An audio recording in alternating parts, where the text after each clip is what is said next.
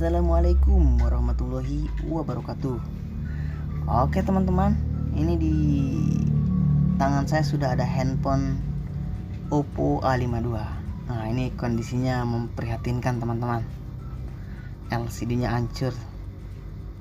Nah, ini kita servis, mudah-mudahan masih bisa diselamatkan teman-teman. Nah, ini kita lihat dari casingnya saja sudah dikasih lakban teman-teman. Jadi kemungkinan ini handphone pemakaian ekstrim teman-teman. Oke, lanjut, langsung kita bongkar saja untuk handphonenya teman-teman. Nah, seperti biasa untuk handphone tipe Oppo A52 ini, proses pembongkarannya dimulai dari membuka tutup atau backdoornya teman-teman. Nah, untuk membuka backdoornya seri Oppo A52 ini perlu di blower ya. Jadi kita panaskan lalu kita copot untuk bagian backdoornya. Karena untuk baut-bautnya dia ada di bawah backdoor. Oke, ini kita seset-seset pakai plat pembuka casing ya teman-teman. Nah, ini jangan dipaksa untuk proses pembukaan backdoor teman-teman, karena kalau dipaksa khawatirnya ada yang ketarik atau justru si casing bisa pecah teman-teman. Jadi kita panaskan baru sambil diseset-seset teman-teman.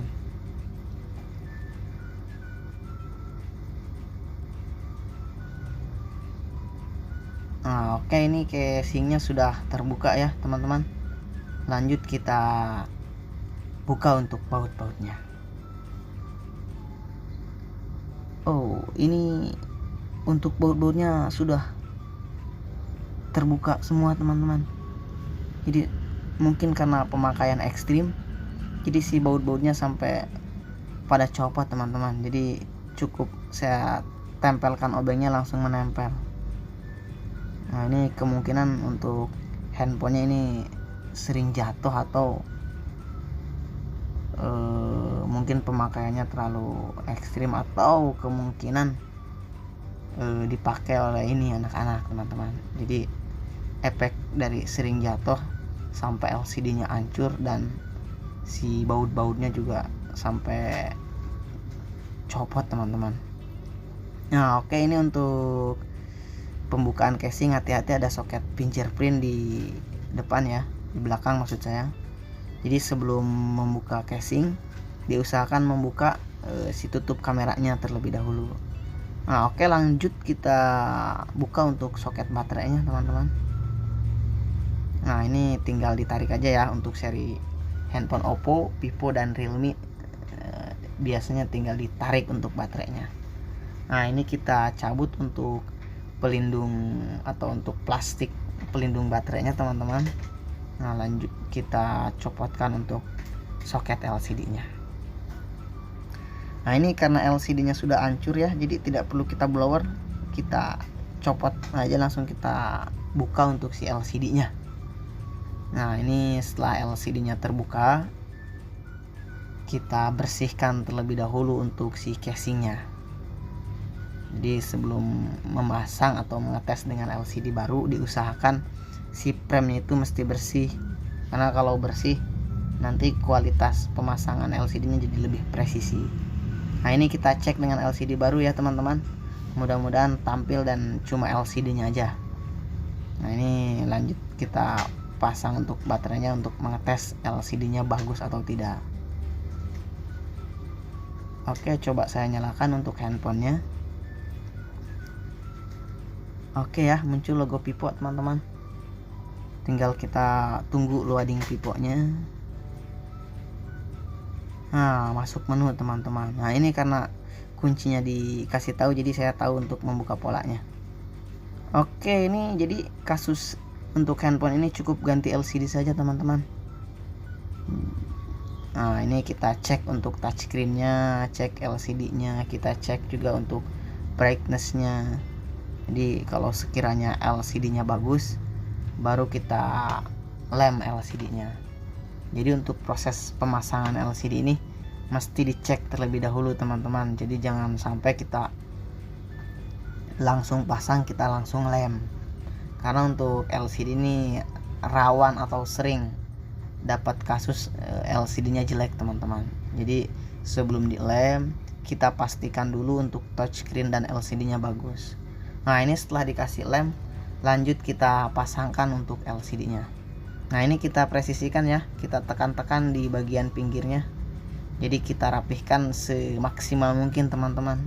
Nah sambil diurut-urut, digosok-gosok dan dikasih lakban kertas teman-teman. Nah ini fungsinya lakban kertas ini dia biar si LCD lebih presisi. Nah terus selagi lemnya belum kering, nah ini digosok-gosok aja seperti ini pinggirnya teman-teman, jadi supaya hasilnya jadi rapih. Nah setelah LCD dipasang, lanjut kita pasang untuk baterainya. Nah ini untuk handphone tipe Oppo ini proses penggantian LCD-nya bisa dibilang cukup mudah teman-teman.